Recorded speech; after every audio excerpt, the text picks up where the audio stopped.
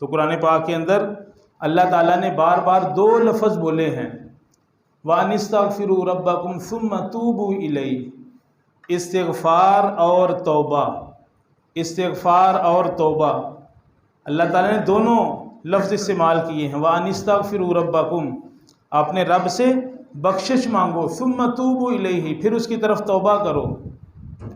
استغفار یہ ہے کہ جو گناہ وہ کر چکا ہے زمانہ ماضی میں، جو گناہ اسے سرزد ہو چکے ہیں ان کی معافی مانگنا، یہ استغفار ہے، اور آئندہ گناہ نہ کرنے کا عزم اور ارادہ کر لینا کہ آئندہ میں یہ گناہ نہیں کروں گا، یہ توبہ ہے۔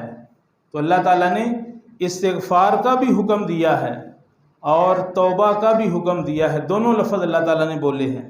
وَأَنِ اسْتَغْفِرُوا رَبَّكُمْ ثُمَّ تُوبُوا إِلَيْهِ إِنَّ رَبِّي قَرِيبٌ مُجِيبٌ، بے شک میرا رب قریب ہے، میری دعا کو قبول کرنے والا ہے۔